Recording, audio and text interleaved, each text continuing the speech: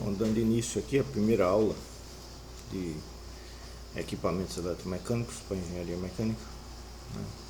Vamos dar uma olhada aqui no assunto de circuitos magnéticos, né? Basicamente, a gente vai pegar e dar uma revisão aqui em alguns temas de eletromagnetismo, né, no que interessa. Definir algumas coisas e analisar, ver como é que a gente analisa um circuito que tem um fluxo magnético, né? Isso depois vai servir como base para várias coisas ao longo desse semestre, né? Primeiramente, né, um campo magnético a gente pode ver aí com dois campos, né? A gente fala, né, tem duas grandezas vetoriais que a gente, dependendo do contexto, a gente vai chamar de campo magnético, né? Para engenharia, normalmente se usa a grandeza H como sendo a intensidade de campo magnético, certo? Então, ela em um sentido qual é um campo magnético num determinado ponto, que dado, né, a potência, o campo magnético que um determinado ímã tem, né, um determinado ponto, que dado um campo externo, um fluxo magnético externo, uma grandeza de fluxo Weber, né, vai gerar uma força de um fluxo de 1 Weber, o campo magnético tal que numa força de 1 Weber vai gerar uma força num campo de um fluxo de 1 Weber, vai gerar uma força de 1 Newton. Isso aí seria a intensidade do campo magnético em determinado ponto, determinado material. Em outro contexto, se a gente mexer aqui nessa variável, a gente chega que isso aqui tem a grandeza de ampere por metro. Depois a gente vai usar em outros contextos, né? E quando você tem intensidade de campo magnético, isso no ambiente, isso aí vai gerar um fluxo magnético com uma determinada densidade de fluxo magnético B, né? Aí medida em Weber por metro quadrado, né? Então densidade de fluxo magnético ou por Tesla, né?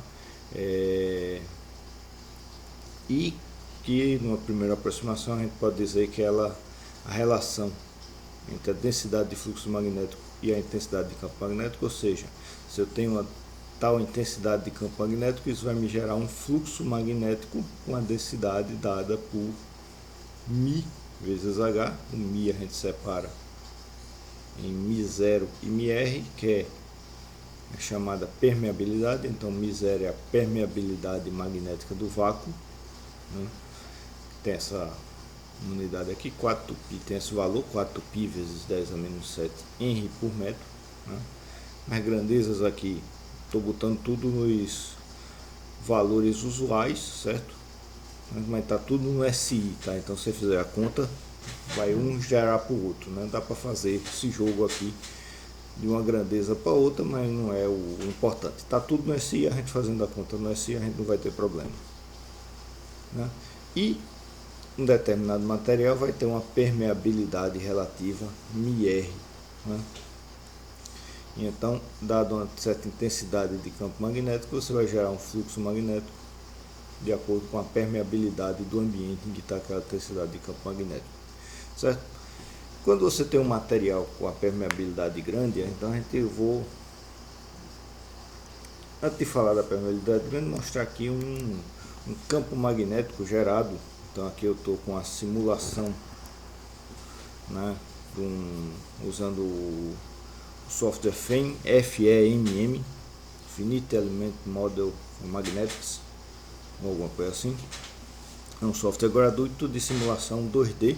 Então estou simulando aqui um material magnético no ar com um campo intrínseco dele, ou seja, um ímã permanente, e ele vai gerar essas linhas de fluxo magnético aqui, certo? Então quanto mais você vai separando do ímã, mais o fluxo vai ficando menos denso. Então a cor relativa à intensidade da densidade de fluxo do B, e você tem umas linhas, né, de mesmo fluxo, né, fazendo a relação do fluxo magnético ao redor do ímã, certo? Se eu pego e faço uma bobina, certo? Então aqui eu estou com o campo no interior da bobina. Eu posso pegar até a simulação aqui no FEM e abrir aqui só a bobina. Isso aqui não se preocupe, isso aqui é só para limitar a área que ele vai fazer a análise, para ele não analisar o ambiente todo. Como eu já fiz a análise, só carregar o resultado, certo? Então tenho também aqui um pouco diferente, mas de todo modo a mesma linha de fluxo dando a volta. Então uma bobina vai gerar um comportamento de linha de fluxo parecido com o de um ímã permanente, certo? Aí aqui no caso eu estou vendo o fluxo, o campo dentro da bobina, né? Então as linhas de fluxo no interior da bobina elas estão praticamente paralelas, né? Então o campo magnético aqui em determinada direção. Eu estou simulando aqui.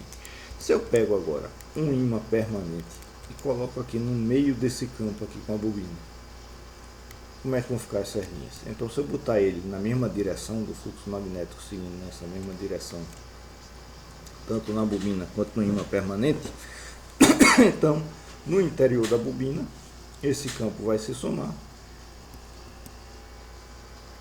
No exterior o campo aqui está voltando, enquanto da bobina está descendo, né, na tela aqui, enquanto na bobina ele está subindo, né? Então quando eu coloco o ímã dentro da bobina, então a impressão que dá é que o ímã ele está concentrando o fluxo, né? Ele está puxando o fluxo externo para dentro dele. É uma maneira de ver, né? Mas isso é simplesmente a superposição, porque esse fluxo daqui, né, esse fluxo daqui vai ficar contrário ao fluxo daqui, então o fluxo total vai ficar menor nessa região. Então a gente pode ver que as linhas de fluxo é como se o ímã permanente ele concentrasse o fluxo magnético, certo?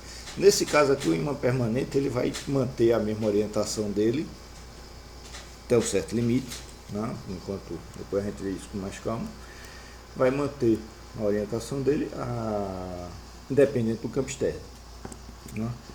Mas o que é que acontece então se a gente pegar o ímã e virar? Então o ímã colocado ao contrário, no sentido contrário, o que é que eu tenho? Eu tenho a linha de fluxo gerada pela bobina, está contrária à linha do ímã, então o fluxo separa aqui da bobina, certo? Agora, ímãs permanentes vão ter essa característica. Agora, se eu pegar um material chamado ferro magnético mole, né, ou seja, um material que ele tem uma permeabilidade relativa alta, mas ele não tem um campo magnético intrínseco, ele não preserva o campo magnético dentro dele, né? Isso se chama, então, um material ferromagnético duro seria um ímã, ele mantém um campo magnético dentro dele. Material ferromagnético mole não mantém um campo magnético dele. Mas o que é que acontece? Esse material ele tem como se fosse cada átomo não necessariamente, né, mas vários átomos, principalmente de ferro, é muito comum esse efeito, por isso o nome ferromagnético, né? Se a gente imaginar, cada átomo de ferro tem uma orientação magnética, né? Ele é um próprio ímãzinho, né? Um material ferromagnético mole, você tem vários ímãzinhos aqui dispersos de orientações qualquer. Quando você bota o campo magnético externo, esses ímãzinhos internos eles vão se alinhar formando um ímã na mesma orientação do campo magnético externo, ou seja, eles vão aumentar o fluxo magnético dentro aqui do material. Esse fluxo magnético dentro do material vai ter a mesma linha de um material de um ímã, então vai ter um fluxo contrário chegando aqui que vai cancelar o fluxo aqui de externo, então ele vai de novo dar esse efeito de concentrar as linhas de campo para dentro do material ferromagnético. E isso em máquinas é muito utilizado, então a gente vai utilizar materiais ferromagnéticos, então ferro mesmo, aço magnético, ferrita, não, tem uma classe de materiais que são usados para isso. E vai colocar aqui um chamado núcleo magnético. Tem outro, núcleo magnético. Então isso aqui ele tem uma certa profundidade. No caso da simulação aqui tem uma profundidade aqui de 1 centímetro.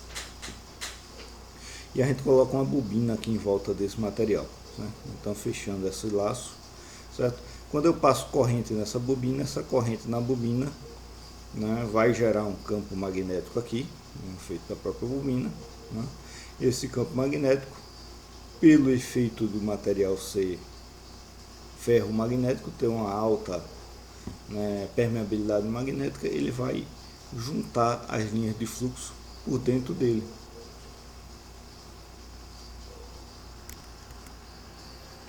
Fazendo assim com que eu tenha esse efeito daqui. Basicamente você não tem, né, aqui eu estou simulando uma permeabilidade magnética de 1000, tá? Mas como você tem permeabilidade magnética menor que isso, da ordem de centenas, mas você pode ter até 6.000, é muito raro o material com a permeabilidade de 10.000, permeabilidade relativa, ou seja, ele tem uma concentração do fluxo 10.000 vezes maior do que a do ar, né? Então, basicamente, todo o fluxo magnético vai se concentrar dentro do material ferromagnético e praticamente nenhum vai por fora. Então, a gente vai utilizar esse efeito daqui, certo? E aqui, no caso, eu fiz um desenho todo quadrado.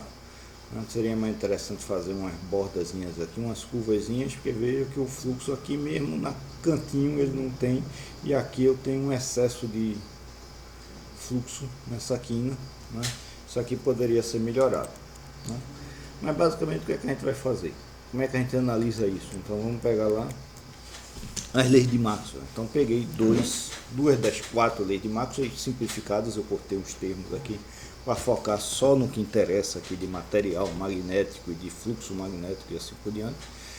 E a gente vai considerar essas duas leis. Essa daqui que diz que a integral dupla dentro de uma área fechada, ou seja, integral num volume, né, na superfície de um volume, da densidade de fluxo magnético é zero. Essa equação aqui basicamente está me dizendo não existe monopólio magnético, simplesmente isso, né? E essa outra equação, né, me diz que a intensidade de campo magnético ao longo de um caminho fechado, certo? Então aqui nesse caso, esse caminho fechado seria por aqui. A gente pode colocar esse caminho fechado aqui, mas ao longo de qualquer caminho fechado, ela é dada pela integral da área definida por esse caminho. Então não é a área fechada como essa daqui, ela não define um volume, é a área definida por esse caminho. Infelizmente esse negócio aqui está na frente. Da densidade de corrente passando por ela. J é a densidade de corrente elétrica. Então a corrente elétrica que entra num determinado trecho. Isso aqui, quando eu tenho uma bobina aqui, né, no outro desenho está mais claro, né, quando eu tenho a bobina aqui, né, com 100 voltas, 100 fios entrando desse lado, 100 fios saindo desse lado aqui, dando a volta aqui, né, SJDS, né, então se eu definir um caminho qualquer para aqui por dentro, esse JDS passa a ser NI, né, ou seja, a corrente que está passando por essa bobina vezes N o número de fios nessa bobina. Eu esqueci um trechozinho definindo aqui o N e o I, né, mas é um número de voltas, de espiras da bobina e a corrente que está passando pela bobina, né? E esse JDS, pela equação daqui, é justamente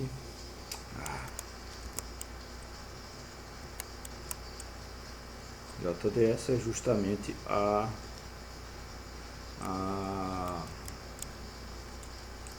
integral do HDL ao longo do comprimento DL, né?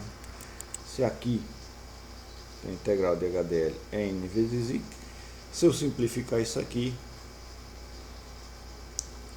e colocar isso aqui, considerar esse H constante, eu simplificar isso aqui para H vezes L, né? Tem um errozinho aqui, porque aqui obviamente não é constante, mas isso é uma simplificação que depois a gente pode usar, né? Multiplicar aqui o H vezes L, então L seria o comprimento desse caminho todo dentro aqui do ente ferro, né? Então a força, a intensidade do campo magnético H vezes o comprimento L do núcleo magnético é igual a N vezes I, número de corrente. Então é toda a corrente que está entrando dentro dessa área dessa infinida. E a corrente elétrica só está entrando, a princípio, aqui pela bobina. Que corrente? A corrente que eu estiver passando pela bobina e multiplicada pelo número de voltas que a bobina dá, N. Certo? E aí vamos definir que esse NI vai ser nossa força magnetomotriz.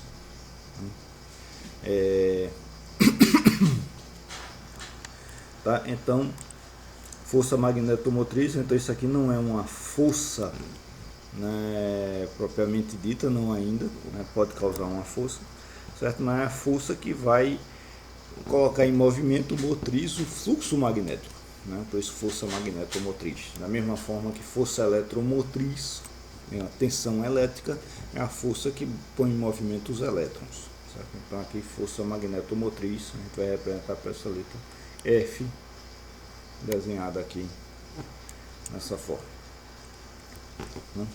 E o fluxo magnético então é a permeabilidade vezes o H, né? Ou de outra forma, né, o fluxo magnético, né, aqui é a densidade de fluxo magnético, é a permeabilidade do material, é o μ0 vezes o μr, a permeabilidade relativa do material, vezes a intensidade de campo magnético. Isso aqui vai definir o fluxo aqui, vai definir o fluxo aqui e o fluxo aqui. E o fluxo em si, o fluxo total, vai ser a integral ao longo de uma determinada área. Então, se eu fizer um corte aqui nesse núcleo, lembrando que ele tem a profundidade aqui também, que no desenho não está mostrando. Se eu fizer um corte nesse núcleo aqui, né, e fizer a integral desse campo magnético, dessa densidade de fluxo magnético ao longo dessa área, né, então daqui para cá, mais a profundidade, né, a integral ao longo dessa área da seção transversal desse núcleo, eu vou ter a medida do fluxo magnético.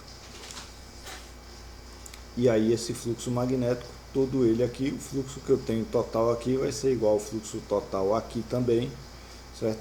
Ou seja, o fluxo é basicamente a densidade de fluxo vezes a área da seção transversal, né? Eu botei esse mais ou menos igual aqui, porque aqui isso aqui está considerando que a densidade do campo magnético está constante, o que em algumas regiões, como aqui